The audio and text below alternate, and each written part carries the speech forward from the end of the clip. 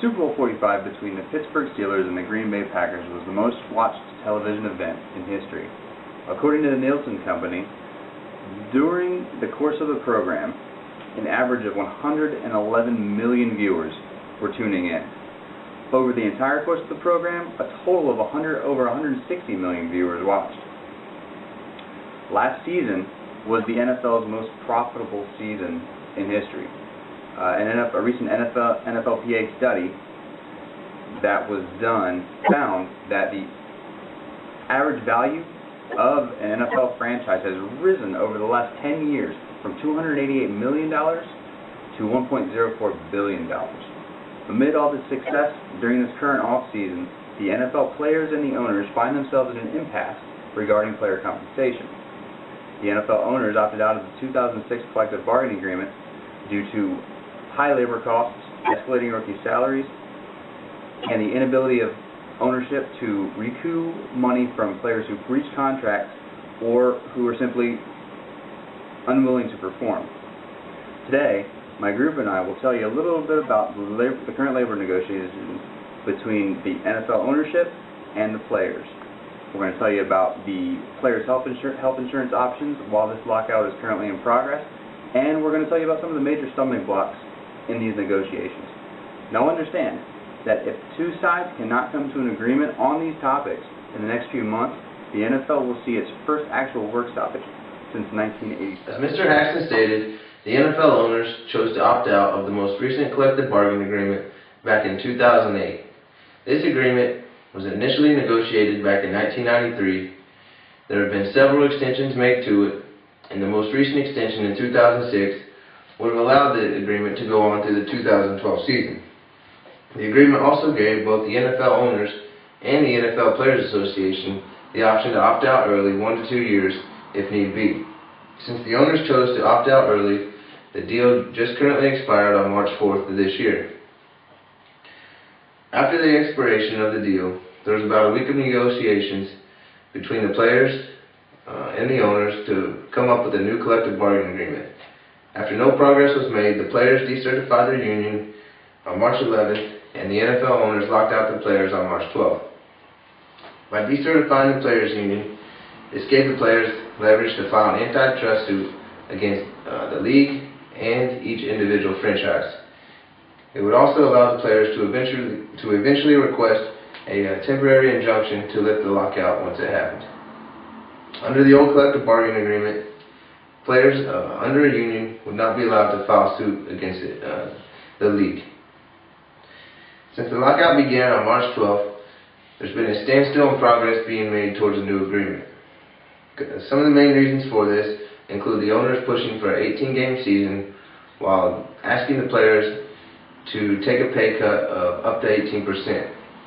As they ask the players to take a pay cut, they are very unwilling to provide pivotal financial information to prove why these players should actually take these cuts. Other reasons driving the lockout include stadium costs and rookie salary caps.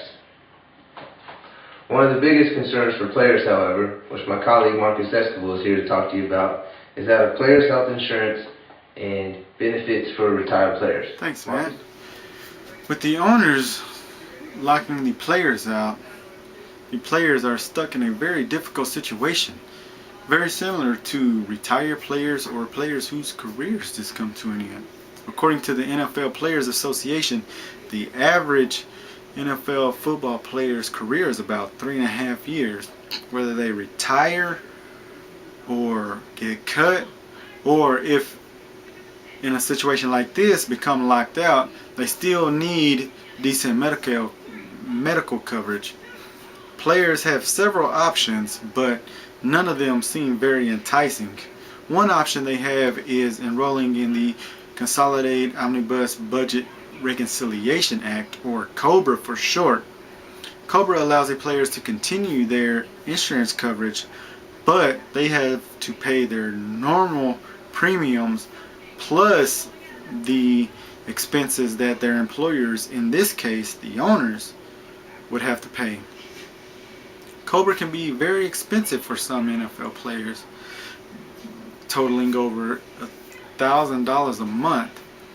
This may not seem like very much to the normal person because we see $1 million contracts being done on ESPN all the time, but the median salary for an NFL player is about $320,000 a year. Another option the NFL player has is to get coverage under their spouse's insurance or their spouse's health care plan. That is, if their spouse is actually working, and then if their spouse is actually engaging in their company's health care coverage. Former players can also get their own health care insurance, but with the amount of bruising and beating veterans have on their bodies, it may become very expensive or almost impossible for them to acquire their own private insurance or health care coverage. Players need health care coverage, but this is almost minuscule compared to the bigger issue that's causing the lockout that may bring several or millions of NFL fans, including Samuel Schaus and Jimmy Bobby Hill Gossett, to their knees if it's not resolved, that my good friend Mr. Freeman is going to talk to you Players and owners are at a crossroads over compensation and money. The basic problem is simple investment and return issues. In the NFL, the players are not only employees, but they are also partners with the owners and the NFL corporation. Today's players invest into the league each year for a return of 59.6% per billion earned, or $596 million. But the NFL wants them to invest an additional $476 million for a new total of $1.8 billion. The league wants the players to invest more into the league, but with no more increase in returns. The next issue is in disclosure. Players want disclosure of current financial situations related to all 32 teams. They also want financial information on the owners to see if they are making or losing money from the teams, which includes revenues from merchandise sold, such as the items behind me. The latest argument pertains to revenues from commercial ad contracts for the 2011 season, which totaled more than $4 billion. The players argue that the NFL obtained these contracts to fund the impending lockout. They also ask a judge to unseal the contract to release deals and details. But the NFL asked the judge to keep the contract sealed, for it contains commercially sensitive information and does not want to expose potential sponsors. Both sides have their points to get across and to defend. All in all, it appears as if ownership wants more from the players for less, and they're unwilling to provide the financial documentation to prove that they are going through the financial difficulties that they claim to be. However, it's their stance that they've given up far too much over the last 4 years to simply justify having labor peace. The players find themselves in the unfortunate position of being forced to cover their NFL-sized insurance premiums without their NFL-sized salaries, possibly for a while. At this point, neither side is backing down. There are a lot of experts around the league who believe that this lockout could go on for quite a while, and we agree. $9 billion is a whole lot of money to risk losing, but both sides appear to have already set themselves up to sit this season out. If this is the case, the impact on future seasons could be drastic. If the fans are given something else to do with their fall Sundays, they may end up liking it more, and America's football passion will subside. If this is a risk that the league is willing to take, which we hope it's not, we probably won't see football for quite a while.